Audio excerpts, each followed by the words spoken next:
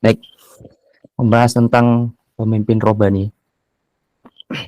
Kita sama-sama mengetahui bahwasanya Islam itu adalah sebuah agama yang global, agama yang menyeluruh, yang mana mengatur seluruhnya itu dengan secara detail, bagaimana menyembah Tuhan, mengatur seluruh lini kehidupan yang telah diciptakan, dan banyak perihal lainnya. Nah, dan juga berkaitan dengan ibadah, kemudian sikap sosial kepada masyarakat, kemudian bagaimana menuntut ilmu, menimba ilmu, kemudian bahkan juga mengatur pengelolaan negara, yang mana tentu kaitannya di sini dengan kepemimpinan. Dalam Islam ini, kepemimpinan itu sangatlah penting, teman-teman semua. Walaupun perkumpulan dalam lingkup yang sangat kecil ya. Mungkin teman-teman juga sudah tahu sabda Nabi Muhammad SAW itu yang berbunyi, apabila ada 3 orang yang kalau berpergian itu hendaklah menjadikan salah satunya sebagai pemimpin. Hadis riwayat Abu Daud. Nah, sebuah negara akan baik dan sejahtera apabila penduduknya itu bertakwa kepada Allah Subhanahu wa taala. Dan pertanyaannya nih, bagaimana caranya yang dapat dilakukan agar masyarakat tersebut bertakwa? Salah satu jawabannya adalah dengan memiliki pemimpin yang taat kepada Allah dan dapat memberikan suri teladan yang baik. Teman-teman pernah bayangkan nggak? Kita di sini merasakan Islam sampai sekarang itu berkat siapa? Berkat Rasulullah. Rasulullah kan sosok role model yang perfect, kepemimpinan yang sangat sempurna. Kemudian juga estafet kepemimpinannya dilanjutkan dengan orang-orang yang luar biasa, Khulafaur Rasyidin, Abu Bakar, Umar, kemudian kepemimpinan yang lain, sehingga alhamdulillah sampai detik ini kita masih bisa merasakan Islam, kita masih bisa merasakan namanya indahnya ukhuwah Islamiyah ya. Itu karena berkat para pemimpin-pemimpin kita terdahulu, yang mana sangat luar biasa untuk mendakwahkan Islam sampai saat ini. Nah, setiap manusia di dunia ini sudah semestinya menyandang sebagai gelar seorang pemimpin. Walaupun dalam lingkup yang besar ataupun kecil, misal yang besar seperti presiden, ataupun yang lingkup rendah yang misal kita memimpin diri kita sendiri. Betul nggak? Betul ya? Nah, segala bentuk kepemimpinan itu pasti membutuhkan suatu keahlian, teman-teman. Keterampilan dalam membuat suatu kebijakan atau keputusan ya. Jadi tidak bisa kita asal untuk memberikan keputusan, asal untuk berpikir, itu tidak bisa. Tidak bisa kita jalankan hanya dengan kemampuan seadanya tanpa ada usaha untuk berkembang ya. Karena kita pemimpin itu memimpin umat ya. Banyak kan kalau ada pemimpin pasti ada yang dipimpin. Bagaimana kita bisa memimpin orang-orang banyak sedangkan kita aja mengambil keputusan hanya dengan tanpa perhitungan yang baik gitu.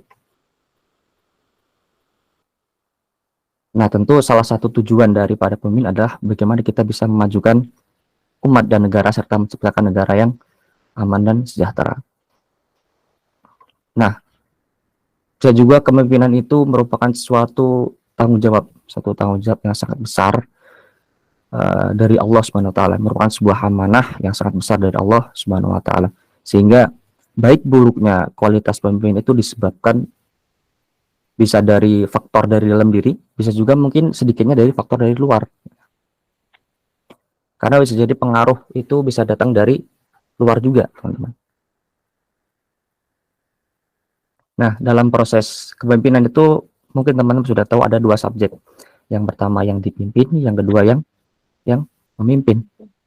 Yang memimpin ya sebagai imam ya.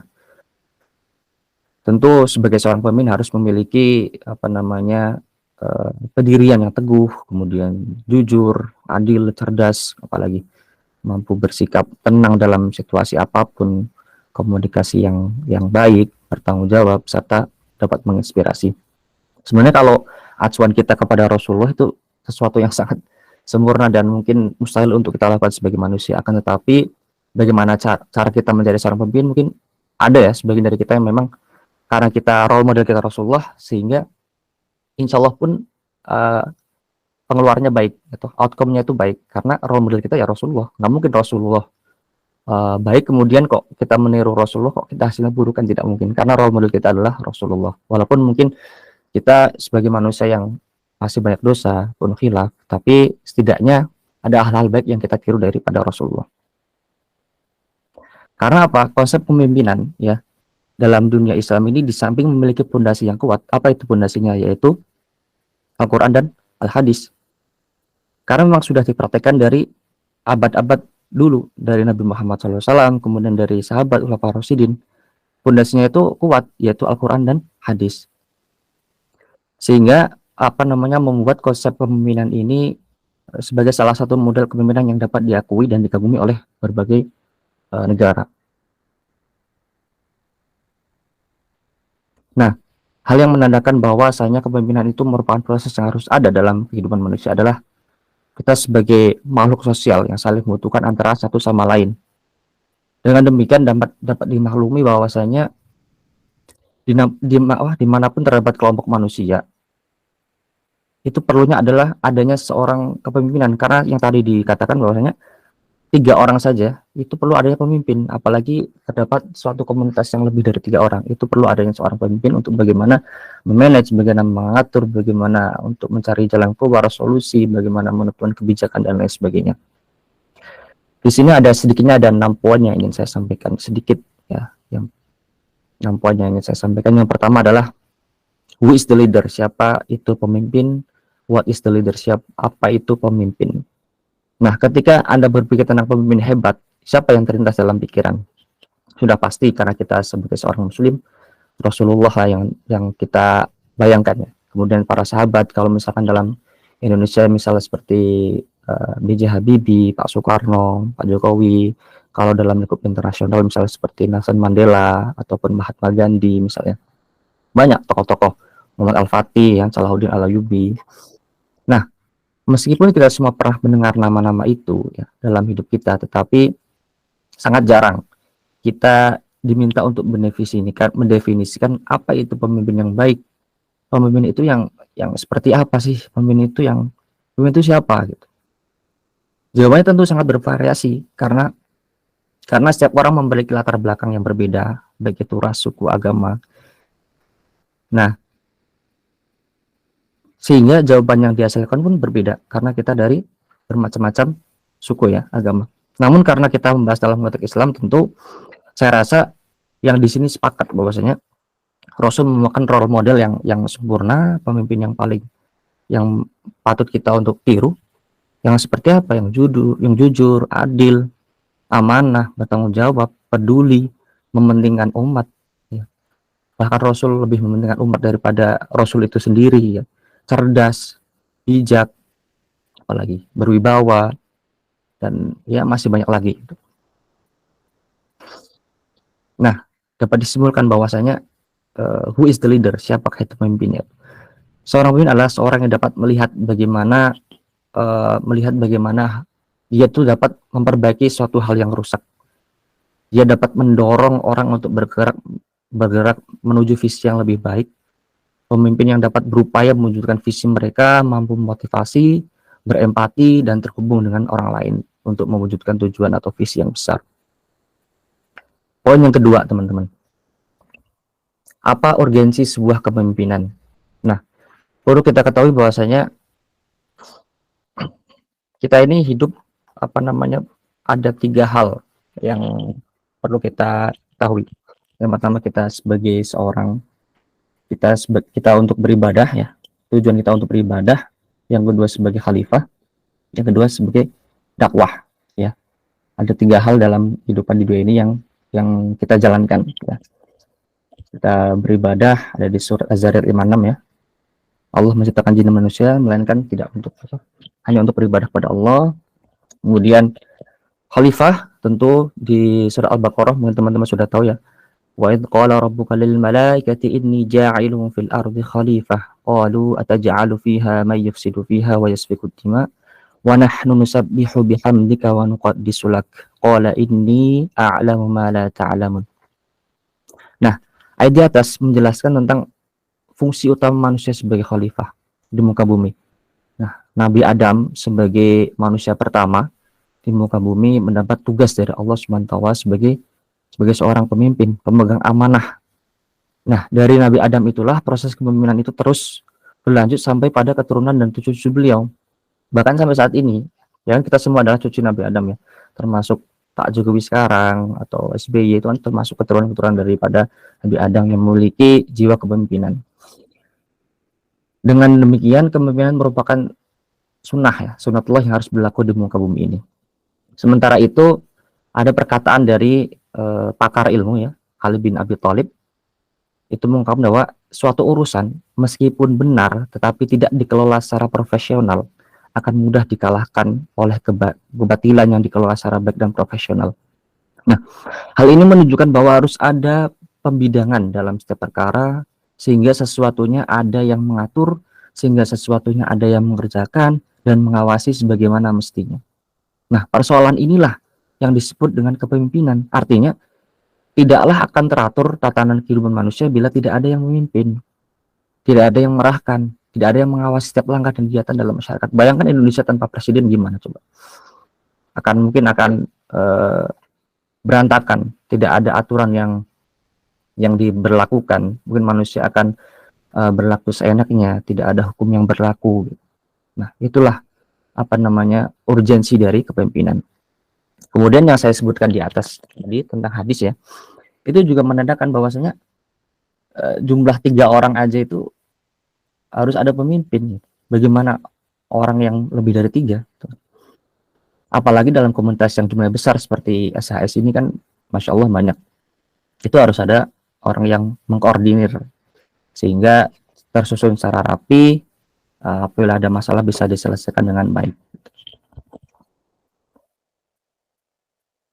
Nah, dari beberapa hal di atas tentang tujuan manusia itu sebagai khalifah, kemudian perkataan dari Ali bin Abi Thalib, kemudian hadis tadi, itu membuktikan bahwasanya kepemimpinan ini memegang peranan yang sangat penting, teman. Sangat penting dalam masyarakat Islam karena dialah yang menjadi pembimbing, dialah menjadi panutan, penunjuk, pembina, pendidik, bahkan pengurus yang memotivasi, yang mengatur kehidupan masyarakat yang ada di sekitarnya sehingga agar selalu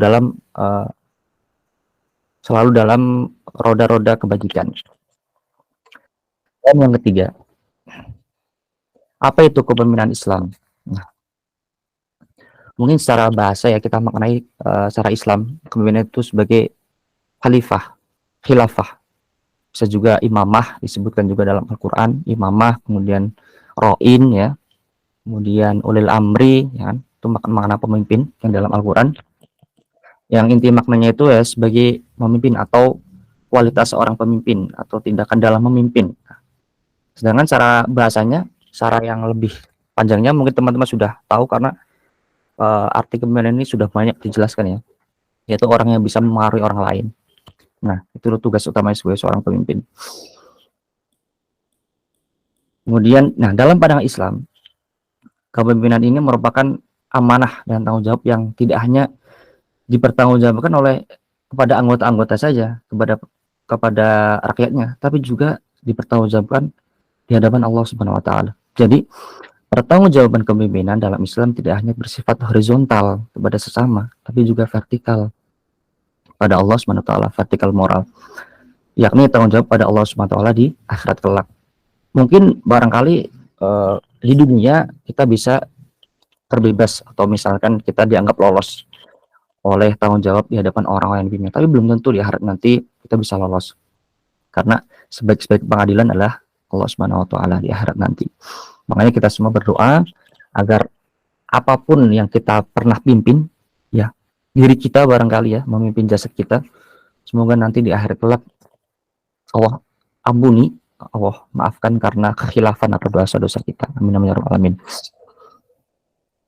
Nah, kepemimpinannya sebenarnya itu bukan sesuatu yang menyenangkan, tapi merupakan suatu tanggung jawab sekaligus amanah yang amat berat harus diterima dan harus dilakukan sebaik-baiknya, karena tanggung jawab kita kan tidak hanya kepada manusia, kepada Allah Subhanahu wa taala.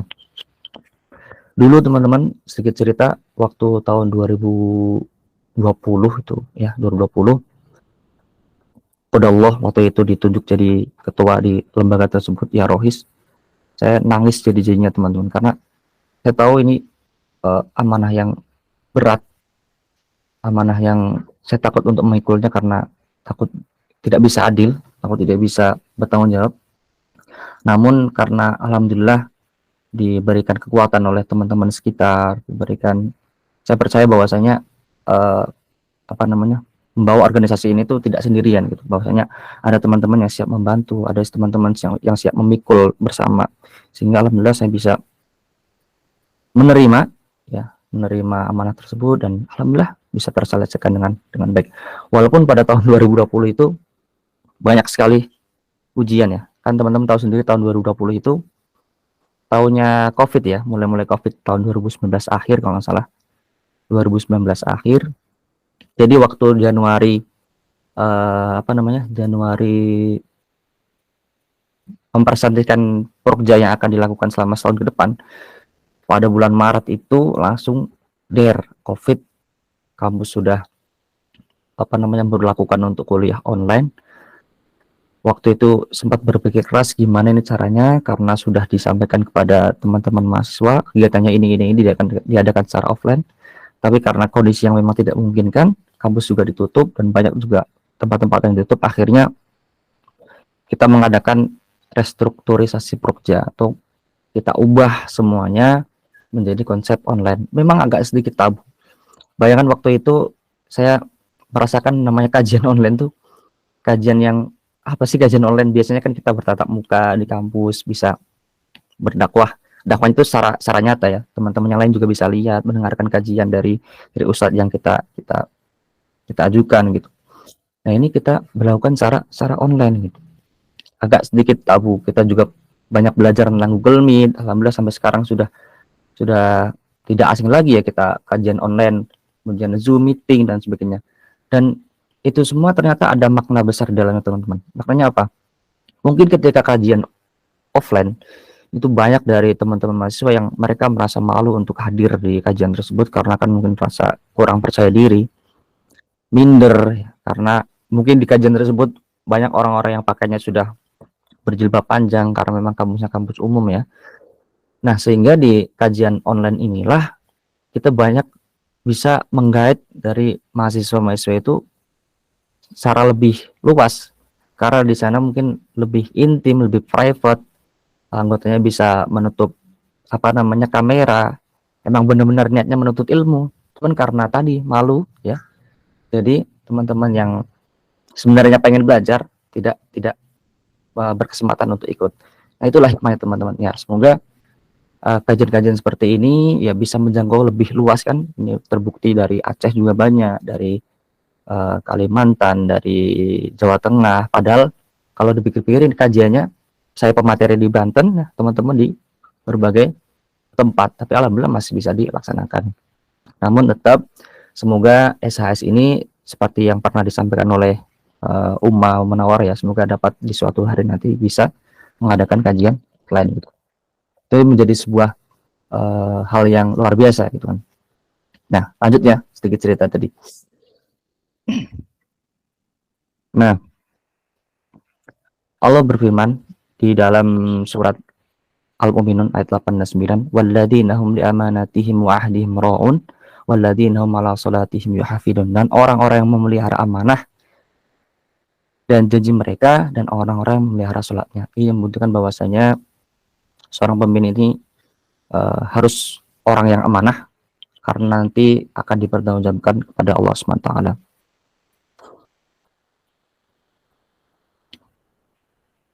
Nah, seorang pemimpin itu mestinya tidak hanya dilihat dari fasilitas dia untuk menguasai, tetapi juga dimaknai adalah sebuah pengorbanan atau sebuah amanah yang harus diemban dengan sebaik-baiknya. Kepemimpinan juga bukan merupakan suatu kewenangan yang harus disalahkan untuk bertindak, tapi kewenangan untuk melayani dan mengayomi dan berbuat dengan seadil-adilnya. Nah, dalam Islam sendiri tadi sudah saya sampaikan banyak istilah-istilah kepemimpinan ya. Ada khilafah, khalifah di surat Al-Baqarah 30, kemudian istilah lain yang dipakai itu imam di surat Al-Anbiya 73. Nah, teman-teman bisa dibuka. Jadi kesimpulannya sebenarnya pembeda antara kepemimpinan Islam dengan kepemimpinan yang lain adalah kita mengutamakan nilai-nilai yang diajarkan Islam, yaitu ajaran Al-Quran, hadis ya. Karena semua yang kita lakukan itu kita mengharapkan dari Allah Subhanahu wa Ta'ala. Itu sebenarnya inti daripada pemimpin robbani. Nah, apa sih fungsi kepemimpinan? Nah, di sini ada 6 tepatnya teman-teman. 6 fungsi kepemimpinan yang saya dapat dari sumber, juga dari bertanya kepada senior juga ya. Fungsi kepemimpinan yang pernah saya pelajari itu ada 6. Yang pertama fungsi instruktif. Tentu ini umum juga ya, dari segi Islam dan juga segi umum juga pasti terdapat fungsi kepemimpinan. Fungsi instruktif adalah fungsi kepemimpinan yang bersifat satu arah atau satu komando ya, pemberian perintah dari atasan ke bawahan. Ini pasti kan ada kan dalam kepemimpinan. Nah, ini biasanya lebih formal sih apa namanya sifatnya. Kemudian ada fungsi konsultatif. Ini komunikasi dua arah ya antara pemimpin dan bawahannya. Dalam fungsi ini pemimpin sebagai tempat bertanya, penyampai saran maupun kritikan dari masyarakat yang dipimpinnya untuk mendapat umpan balik atau feedback. Jadi pemimpin mempersilahkan kepada bawahannya untuk bagaimana adakah saran atau kritikan sehingga nanti kita dapat berjalan lebih baik lagi. Sehingga nanti keputusan dihasilkan pun ya keputusan yang baik, keputusan bersama dapat diterima oleh semua masyarakat yang dipimpinnya. Kemudian ada fungsi partisipasi. Nah, dalam fungsi ini pemimpin tidak hanya sebagai tempat bertanya dan berkonsultasi bagi masyarakat tapi juga sebagai selalu turun tangan serta berusaha untuk mengaktifkan setiap masyarakat untuk bersama-sama mengerjakan tugas yang diamanahkan kepadanya. Nah, gambaran fungsi partisipasi ini dapat dilihat dalam kepemimpinan Rasulullah SAW yang selalu bermusyawarah. Beliau kan selalu ikut bermusyawarah, tidak hanya mengomandoi, tapi beliau juga ikut bekerja sama dengan umat muslim yang dipimpinnya dalam berbagai urusan. Bahkan beliau juga sempat beberapa kali ikut dalam berperang, ikut membersamai. Nah, itu fungsi partisipasi. Kemudian fungsi delegasi. Dari namanya mungkin kita sudah paham bahwasanya terkadang pemimpin juga melimpahkan amanah atau mendelegasikan kepada wakil karena pemimpin ini satu, kemudian barangkali tidak bisa menyelesaikan pekerjaan dalam satu waktu, jadi terkadang pemimpin juga mendelegasikan wakilnya untuk sekedar meraup informasi dari apa yang memang dibutuhkan. Kemudian ada fungsi pengendalian, teman-teman.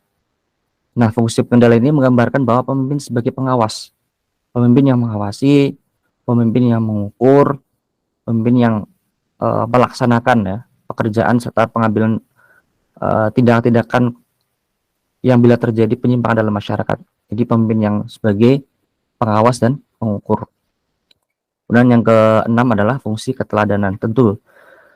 Nah, pemimpin dituntut agar menjadi pribadi yang dan berperilakuan yang baik sehingga menjadi contoh teladan dari masyarakat, menjadi contoh teladan bagi umatnya.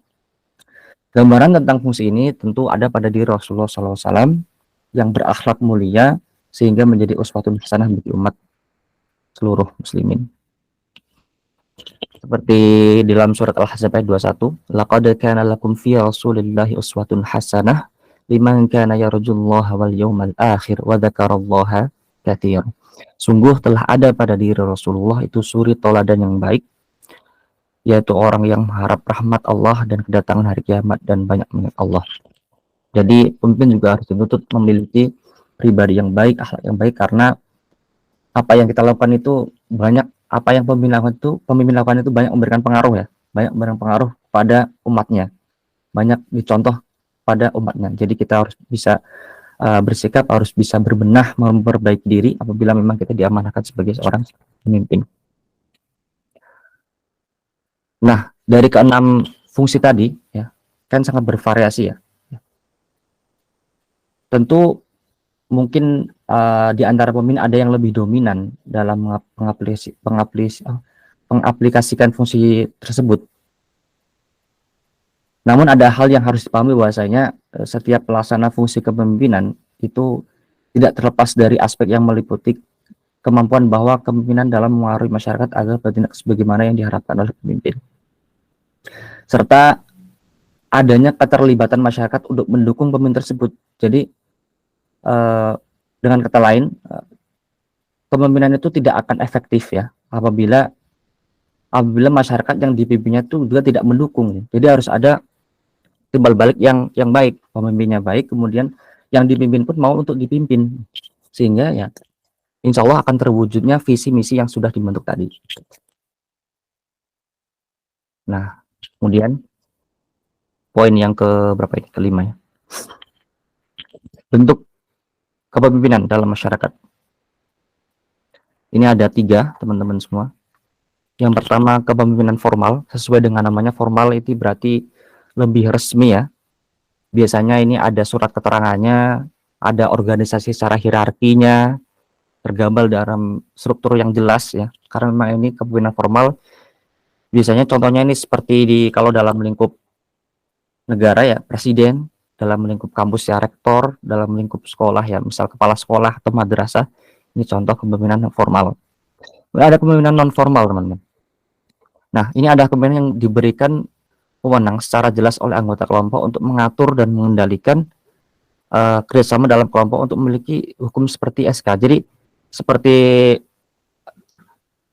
sudah walaupun tidak ada SK, cuman ini sudah diberikan wewenang secara jelas oleh beberapa anggotanya. Contoh misal ketua adat atau ketua kelompok, ketua arisan ya, atau berbagai komunitas non formal lainnya. Mungkin SHS ini termasuk komunitas non formal ya, setahu saya. Kemudian ada kepemimpinan informal. Nah, ini di luar daripada formal dan informal. Memang ini tidak mempunyai dasar pengangkatan yang resmi, tidak nyata terlihat dalam hierarki organisasi, dan juga tidak tersusun dalam gambar bagan misal kalau ada. Tapi statusnya itu jelas teman-teman dalam satu organisasi atau masyarakat. Namun dia di kepemimpinan informal ini mempunyai pengaruh yang cukup besar. Dia memiliki karisma barangkali ya, memiliki sifat-sifat kepemimpinan yang lain. Contohnya kalau di kalangan masyarakat misal yang kita anggap sebagai sesepuh, misal seperti ulama ya, seperti dai, ustadz, yang mana walaupun dia bukan pemimpin dalam bagan, tapi perkataannya itu didengar, perkataannya, nasihat-nasihat itu didengar oleh masyarakat luas. Ini kepemimpinan informal. Kemudian yang terakhir ya, ada karakteristik kepemimpinan Islam. Tentu jauh-jauh daripada kita mencontoh daripada Rasulullah SAW. Nah, pada umumnya ini pengangkatan seorang pemimpin didasarkan atas beberapa syarat, teman-teman. Syarat yang harus terpenuhi dan tentunya harus memiliki suatu keunggulan daripada orang yang lain. Nah, secara garis besar dapat dikatakan bahwa seorang pemimpin ini akan dipilih karena keunggulan dalam bidang pengetahuan, dalam bidang keterampilan, kepribadian, dan hal-hal lain yang menjadi unsur pendorong dirinya untuk menjadi seorang pemimpin.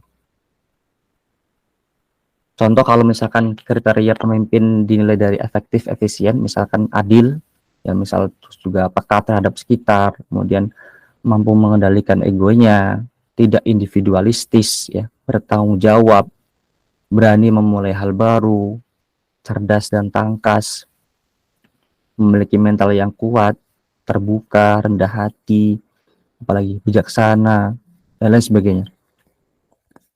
Nah, ketika seorang pemimpin memiliki karakteristik seperti ini, ya, maka tentu akan memberikan dampak yang baik, dampak yang positif kepada lingkungannya atau terhadap amanah yang akan diberikan kepadanya.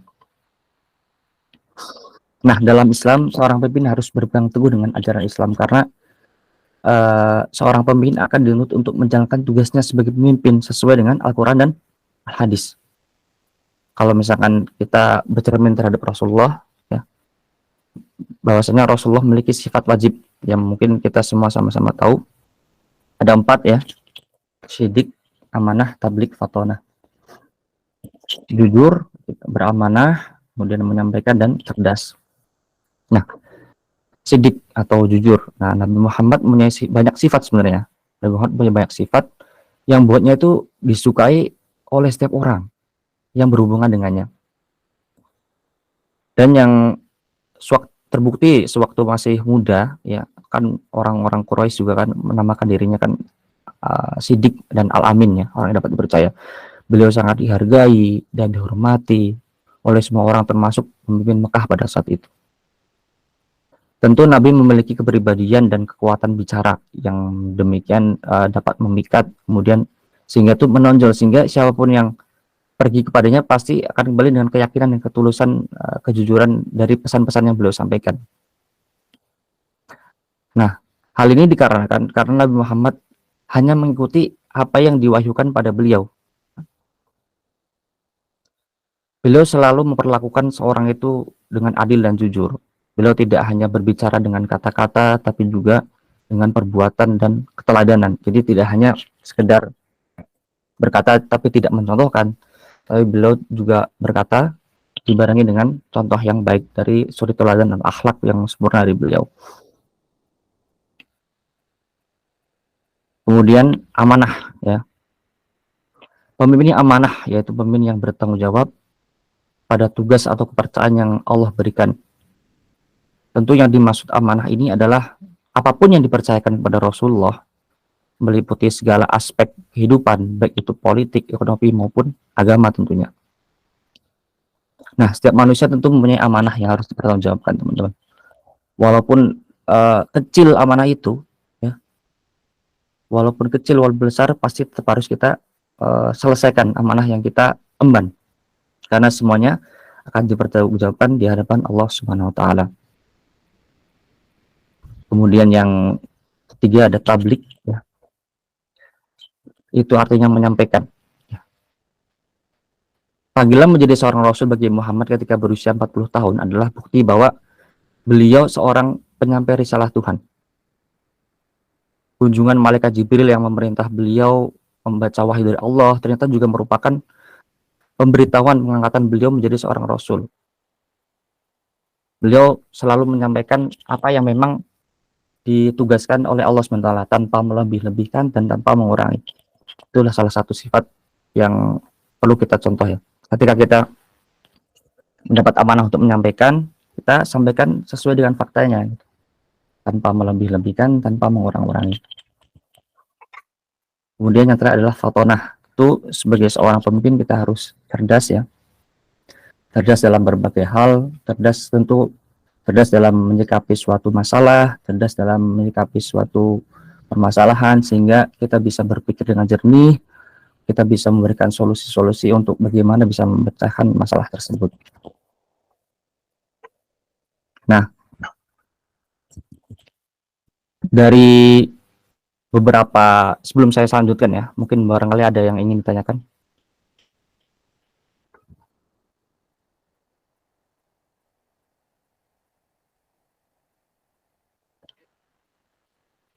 Ada?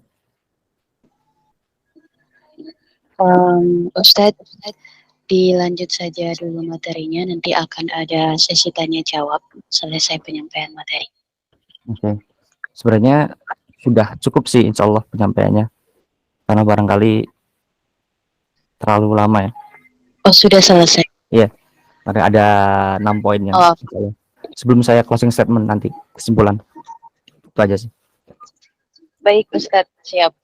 Insya Allah nanti kalau misalnya ada pertanyaan, ya saya jawab sebisanya. Kalau misalnya saya nggak bisa, ya insya Allah saya akan tanyakan kepada guru yang memang pernah menjadi guru saya. Itu aja. Nah, ya, Masya Allah, jazakallah khair atas ilmu yang disampaikan. Semoga bermanfaat dan insya Allah menambah wawasan untuk kita semua. Baik, silakan kita lanjut ke sesi tanya jawab. Jika ada teman-teman yang ingin bertanya, silakan ditulis di kolom chat atau boleh di open mic-nya. Saya persilakan terlebih dahulu yang mau open mic. Tafadol.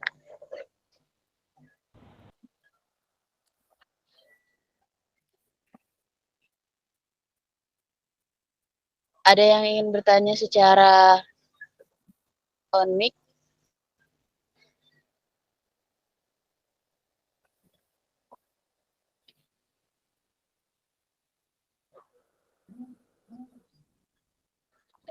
Iya. Iya, silakan Ukti. Assalamualaikum Ustadz, saya ingin bertanya. Salam. Iya. Silakan. Dulu kan saya pernah mendengar bahwa sebaiknya seorang pemimpin itu dari kalangan laki-laki. Tapi bagaimana jika perempuan mampu menjalankan tugas dan amanahnya? Apakah perempuan itu boleh menjadi seorang pemimpin? Terima kasih, Ustadz. Oke, baik. Ini gimana, mau ditambung dulu atau? Langsung diberikan tanggapannya, Ustadz. Iya. Baik, berkaitan dengan apakah wanita juga layak ya menjadi seorang pemimpin gitu ya.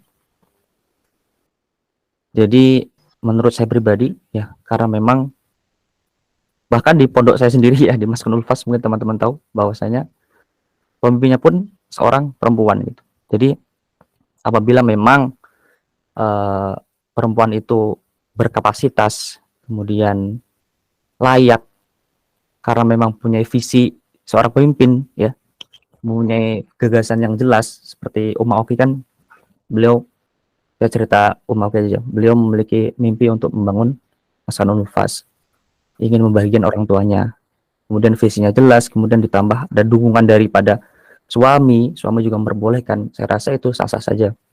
Bahkan dulu pun Aisyah juga kan pernah menjadi pemimpin ya, daripada kaum muslimah gitu.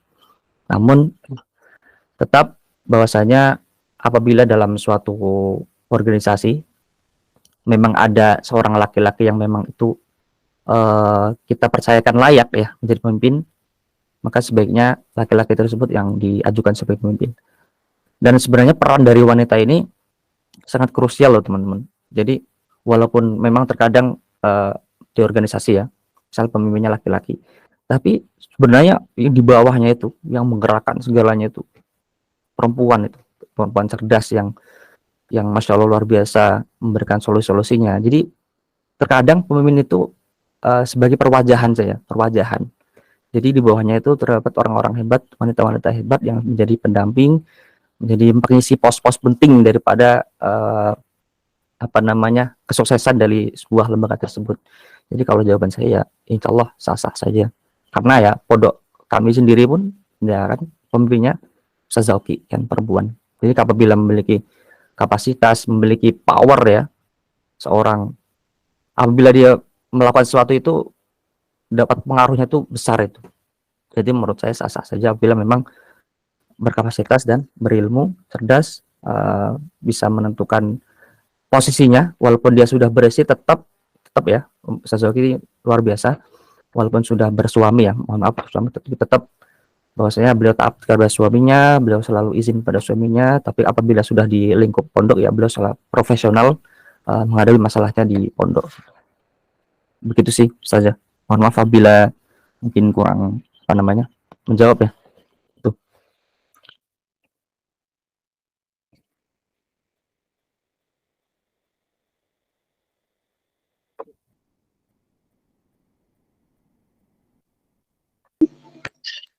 Baik, barakallahu fikum wa jazakallah khair. Semoga terjawab ya. Ada lagi yang ingin bertanya secara on mic, dipersilakan terlebih dahulu. Satu orang lagi perwakilan. Jika tidak ada, saya langsung ke kolom chat.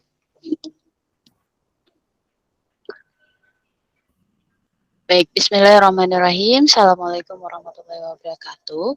Ustadz, saya izin bertanya dari Uktirin Afwan. Bagaimana perspektif Afwan,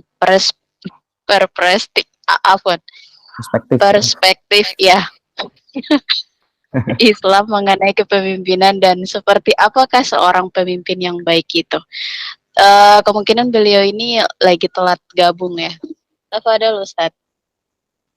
Oh iya, sebentar ya, saya baterainya lowbat, saya cari dulu.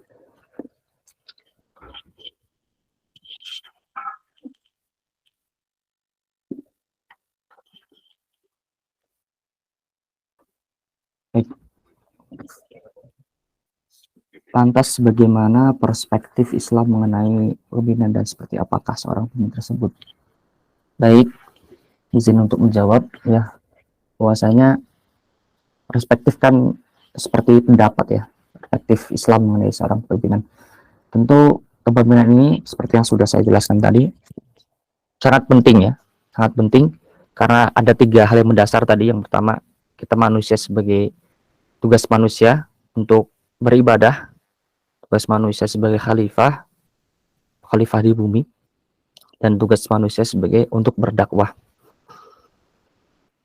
Nah, karena apa namanya dijelaskan dulu kan dalam hadis bahwasanya 3 orang saja tadi kan, 3 orang saja itu butuh seorang pemimpin untuk bagaimana mengendalikan situasi, bagaimana ketika perjalanan jauh menentukan arah, siapa yang memutuskan. Nah, bagaimana dengan komunitas yang lebih besar ya, tentu itu sangat-sangat penting adanya seorang kepemimpinan, bahwa kita sendiri pun harus bisa memimpin diri kita, memimpin dari hawa nafsu tentunya ya.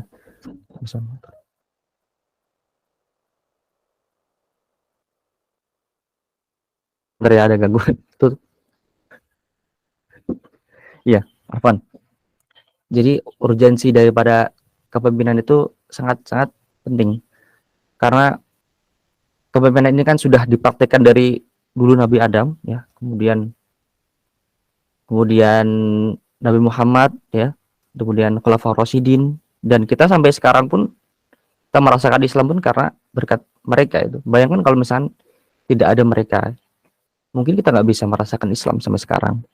Makanya yang namanya pemimpin dalam sebuah komunitas, sebuah lembaga itu sangat-sangat penting, dan juga harus memiliki sikap yang baik. Dan pertanyaan yang kedua yaitu seperti apakah seorang yang baik itu? Kita mengacu pada role model Rasulullah. Kalau misalnya kita gambarkan secara luas, mungkin ya pemimpin itu pemimpin yang adil tentunya, yang jujur, yang beramanah, yang apa namanya, tidak mementingkan diri sendiri ya, tidak mementingkan kelompok-kelompok tertentu, tapi sikapnya tuh adil ke rata ke semua, kemudian bisa bijak ya, bisa mengendalikan emosi, karena ketika ada masalah kemudian emosi, tentu itu bukan menjadi selesai tapi malah semakin besar. Kemudian dapat memberikan solutif ya tentunya. Seorang pemimpin itu biasanya solutif, dia banyak memberikan ide-ide apabila terjadi diskusi itu kalau dalam lingkup organisasi.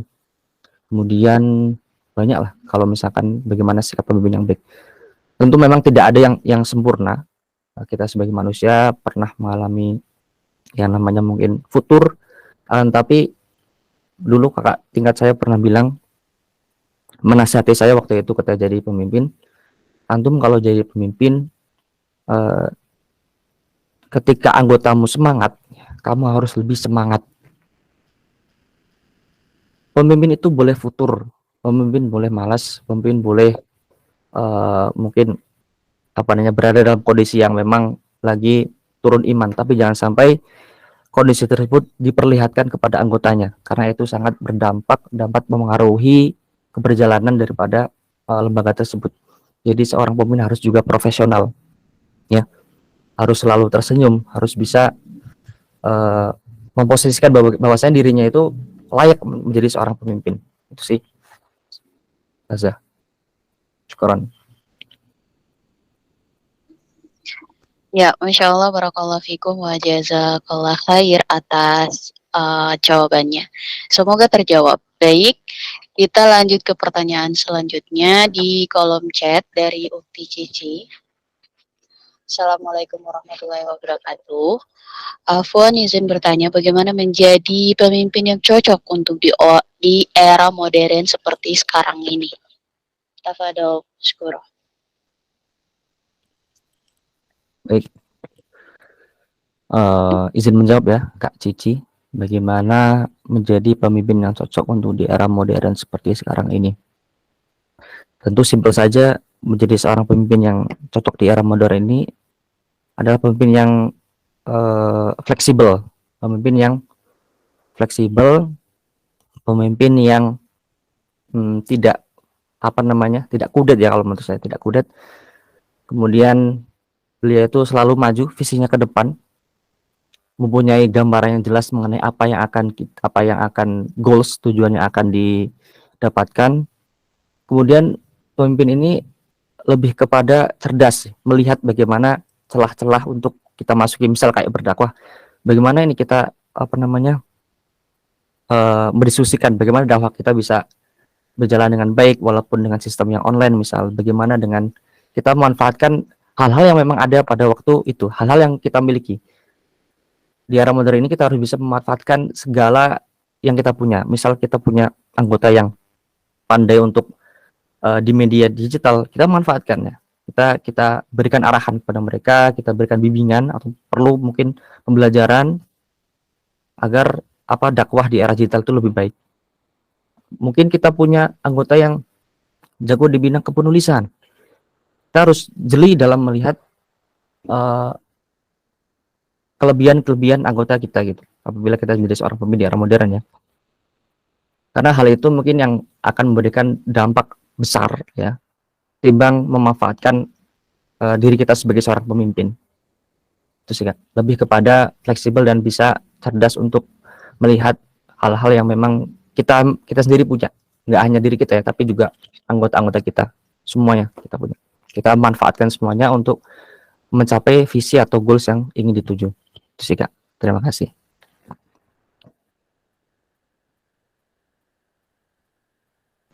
Ya, Masya Allah, barakallahu fikum wa jazakallah khair. Semoga terjawab. Saya lanjut ke pertanyaan selanjutnya. 2 pertanyaan lagi, Ustaz. Afwan. Assalamualaikum warahmatullahi wabarakatuh. Tadi Ustadz bilang kepemimpinan harus ada amanah dan pengorbanan, tapi di zaman sekarang ada yang pelin-pelan atau ragu, Ustadz. Caranya bagaimana, Ustadz? Dari Zaki. Tafadol, Mashkur. Zaki Zahlan ya. Nah, Ustadz. Kepemimpinan harus ada amanah dan pengorbanan, tapi di zaman sekarang ada yang pelin-pelan atau ragu. Bagaimana cara mengatasi pelin-pelanan ya, bingung ya. Sebenarnya terkadang kita pelin-pelan itu karena kita nggak tahu ilmunya, teman-teman. Nah, kita pelin-pelan atau bingung karena kita nggak tahu apa yang kita tuju. Makanya ketika kita diberikan amanah ini, ya, itu tidak hanya kita menerima, tapi kita harus perlu mengupgrade, kita harus perlu kembangkan diri. Dulu apakah saya waktu jadi pemimpin, saya merasa nggak pantas gitu. Masih banyak orang-orang yang di sebelah yang pantas menjadi pemimpin, tapi karena dukungan dari support, saya coba untuk memantaskan diri. Saya berharap agar orang memandang saya itu layak gitu, layak untuk menjadi seorang pemimpin, sehingga saya banyak mengupgrade diri, ikut pelatihan dan sebagainya, sehingga ketika menghadapi suatu persoalan itu kita bisa dengan mudah memposisikan diri kita sebagai seorang pemimpin. Kita memberikan kita juga mengambil ya saran atau masukan dari anggota-anggota kita kalau misalnya kita butuh ya, kemudian kita coba akumulasikan ya, agar ketika mendapat suatu permasalahan itu kita tidak bingung untuk menyelesaikannya. Jadi kenapa kita pelin atau bingung itu terkadang karena kita belum tahu, terkadang kita belum belajar saja sih. Tapi kalau misalnya kita sudah banyak belajar, kita banyak ilmu yang kita dapatkan, kita banyak mengupgrade dari skill-skill yang memang kita inginkan, insya Allah ketika menghadapinya ya dengan dibekali dengan iman ya, tentunya ya, ibadah, percaya kepada Allah SWT, insya Allah untuk selanjutnya kita lebih percaya diri untuk memilih apa yang memang kita pilih. Makanya dulu kalau misalkan rapat, kalau misalkan ketika mau musyawarah, ketika mau apapun itu, usahakan di dalamnya harus ada pembacaan suci Al-Quran, kemudian ada nasihat-nasihat yang memang meningkatkan iman dan ketakwaan, sehingga nanti insya Allah obrolan yang kita bahas di situ lebih berkah karena kita mencari pokok solusi dari permasalahan yang dihadapi. Itu sih Kak. Jadi solusinya ya mungkin kalau pelimpan kita lebih mengupgrade diri kita. Insyaallah, barakallahu fikum wa jazakallah khair. Semoga terjawab. Baik, pertanyaan terakhir dari Ukti Nurlaila Kartika. Assalamualaikum. Ustadz, cara mengatasi sifat individualisme serta egoisme dalam kepemimpinan itu gimana jikalau sifat tersebut memang sudah ada pada dirinya, sedangkan para anggota telah memilih dan mempercayainya untuk menjadi seorang pemimpin. Oke. Tafadhol Mashkura. Ya, izin menjawab ya dari Nur Laila Kartika yang bertanya bagaimana cara mengatasi sifat individualisme serta egoisme dalam kepemimpinan. Jikalau sifat tersebut memang sudah ada pada dirinya sedangkan para anggota telah memilih dan mempercayainya untuk menjadi seorang pemimpin. Jadi kalau menurut saya ini tentang kedewasaan dan bagaimana kita menghadapi situasi yang memang pada waktu itu kita hadapi ya. Misal ini masalahnya tentang waktu saja sih kalau menurut saya. Misal kita memang di awal kita tuh orangnya egois. Kita tuh sadar bahwa kita tuh terkadang lebih mementingkan diri sendiri. Tapi yakinlah ketika amanah itu datang, kemudian kita ikhlas menerima, kita juga mengabdi diri, kita belajar tentang kepemimpinan, apa aspek-aspek kepemimpinan. Tentu hal itu lebih membuka wawasan, lebih mendewasakan kita. Jadi insya Allah sikap individualisme atau egoisme itu lama-lama terkikis karena memang kita memedulikan orang lain. Kita lebih mementingkan organisasi tersebut ketimbang diri kita sendiri. Ini tentang masalah kedewasaan sih. Dan saya anjurkan juga untuk lebih banyak mengikuti pelatihan-pelatihan ketika memang diamanahkan sebagai seorang pemimpin. Karena kalau misalkan kita menjadi seorang pemimpin kemudian kok masih ada egoisme, masih ada individualisme, nah, bagaimana dengan anggota kita? Gitu? Mereka yang membutuhkan kita sebagai sosok yang mungkin memberi motivasi, memberi solusi, sedangkan kita lebih mementingkan diri kita sendiri. Nah, jadi lebih kepada insya Allah ketika memang diamanah seorang pemimpin, kemudian kita kok ikhlas, kita belajar ya, menerima, kemudian kita lebih banyak kita pokoknya indikasi utamanya itu bagaimana organisasi tersebut berjalan dengan lancar, bagaimana organisasi tersebut bisa berjalan dengan baik, bagaimana kita memastikan bahwasanya orang yang berada dalam tersebut itu nyaman. Ketika Nur Laila berpikir, Nur Laila itu memikirkan saya ini sekarang sudah menjadi pemimpin. Saya memikirkan setiap anggota saya itu harus nyaman, harus apa namanya nyaman di anggota ini itu akan menjadi sebuah akan mengikis rasa individualisme karena kita memikirkan anggota-anggota kita. Gitu sih, Kak.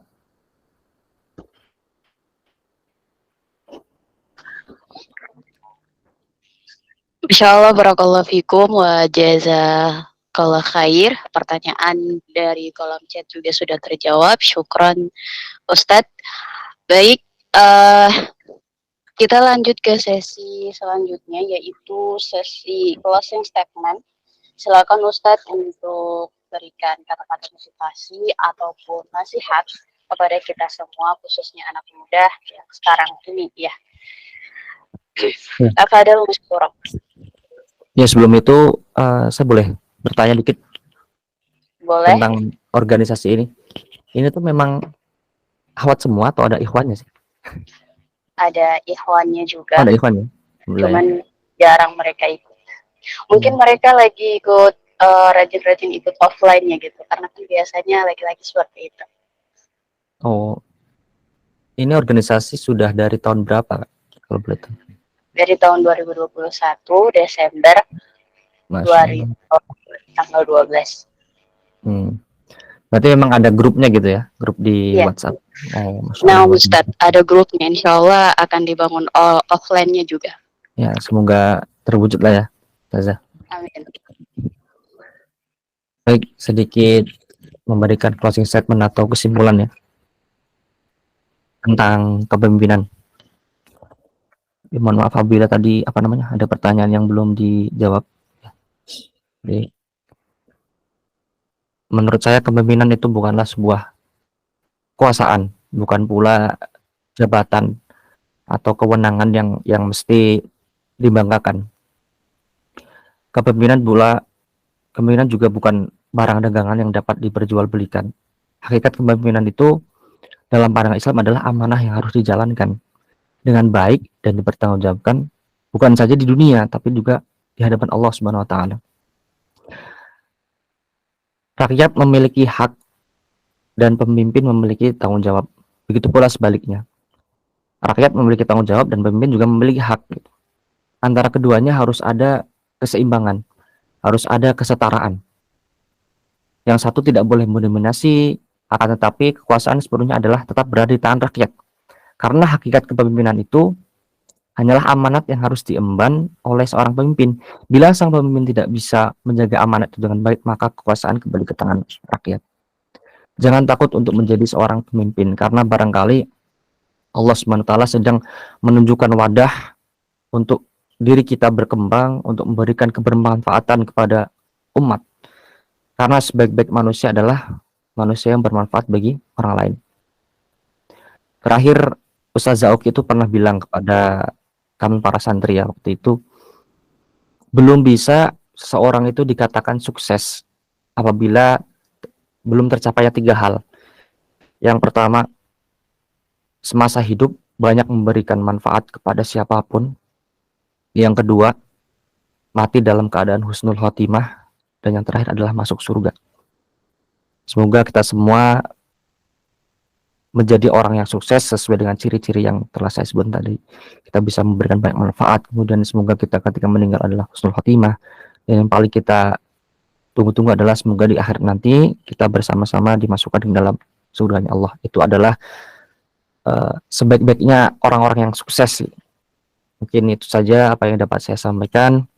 Sekali lagi saya mohon maaf apabila banyak kesalahan yang saya lakukan, baik itu dari segi perkataan ataupun dari segi penyampaian ilmu yang disampaikan, karena di sini saya juga masih sedang belajar dan barangkali pula yang ada di sini ya akhi wa ukhti juga lebih berpengalaman, mungkin usianya mungkin lebih tua dari saya ataupun lebih pernah mengikuti tentang materi ini. Mungkin yang disampaikan saya hanya segelintir saja, tapi yang saya harapkan atau menjadi prinsip saya adalah balighu ani walau ayah, ya sampaikanlah walau satu ayat. Sedikit apapun ilmu yang kita dapatkan, saya harapkan dapat memberikan bermanfaatan bagi orang, mau itu orang sedikit ataupun orang banyak, saya harapkan dapat memberikan manfaat. Tentu pun kegiatan acara ini saya harapkan sedikit ada yang bermanfaat untuk teman-teman semua. Itu saja. Sekali lagi mohon maaf dan terima kasih atas kesempatan yang diberikan. Semoga organisasi ini bisa berjalan dengan baik, istiqomah oleh Allah, diistiqomahkan oleh Allah SWT. Amin amin ya rabbal alamin. Jazakumullah khairan. Assalamualaikum warahmatullahi wabarakatuh. Waalaikumsalam warahmatullahi wabarakatuh. Masya Allah, itulah closing statement yang diberikan oleh Kak Ezar. Syukron jazakallah khair. Semoga bisa membawa semangat lagi untuk kita anak muda untuk menjadi kedepannya pemimpin-pemimpin yang teladan ya, Masya Allah. Baik, selanjutnya kita ke sesi doa. Lagi-lagi saya persilakan kepada Ustadz untuk memimpin doa kepada kita semua. Tafadhol mashkur. Oh, oke. Baik, izin ya untuk masuk lagi teman-teman. Mari bersama-sama kita luruskan niat kita ya. Niat kita kembali, kita di sini niat untuk mencari ilmu. Kemudian kita maafkan segala kesalahan yang memang mungkin pernah teman-teman kita lakukan ya. Kita benar-benar niatkan hati kita untuk beribadah kepada Allah SWT. Kita angkat tangan kita, izinkan saya di sini untuk memimpin doa. Na'udzu billahi minasyaitonir rajim. Bismillahirrahmanirrahim.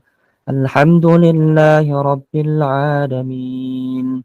Hamdan na'imin, hamdash syakirin, hamdan yuwafi ni'amahu wa yukafi'u mazidah. Ya Rabbana lakal hamdu kama yanbaghi li jalali wajhikal karimi wa 'azimi sultanik. Allahumma salli ala sayyidina Muhammad wa ala ali sayyidina Muhammad. Allahumma ighfir lana dhunubana wa liwalidayna وارحمهما كما ربيانا صغيرا. اللهم اغفر للمسلمين والمسلمات والمؤمنين والمؤمنات الأحياء منهم والأموات، إنك سميع قريب مجيب الدعوات يا قاضي الحاجات. اللهم انفعنا بما علمتنا وعلمنا ما ينفعنا، إنك أنت السميع العليم. اللهم إنا نسألك علما نافعا وعملا متقبلا ورزقا حللا طيبا. اللهم إنا نعوذ بك من عذاب القبور ومن عذاب النار ومن فتنة المحيا وممات ومن فتنة المسيح الدجال. اللهم أعز الإسلام والمسلمين وأذل الشرك والمشركين ودمر أعداء الدين، واجعل اللهم إندونيسيا آمنة مطمئنة وجميع بلاد المسلمين برحمتك يا أرحم الراحمين. اللهم انصر الإسلام والمسلمين. اللهم انصر الإسلام والمسلمين. اللهم انصر الإسلام والمسلمين في كل مكان وفي كل زمان. اللهم اجعلنا من أهل القرآن. اللهم اجعلنا من أهل العبادة ولا تجعلنا من أهل المعصية. اللهم إنك عفو كريم تحب العفو فاعف عنا يا كريم. اللهم إنا نسألك سلامة في الدين وعافية في الجسد وزيادة في العلم وبركة في الرزق وتوبة قبل الموت ورحمة عند الموت ومغفرة بعد الموت. اللهم هون علينا في سكرات الموت والنجاة من النار والأفو عند الحساب. ربنا ظلمنا أنفسنا وإن لم تغفر لنا وترحمنا لنكونن من الخاسرين. ربنا آتنا في الدنيا حسنة وفي الآخرة حسنة وقنا عذاب النار. سبحان ربك رب العزة عما يصفون وسلام على المرسلين والحمد لله رب العالمين. السلام عليكم ورحمة الله وبركاته.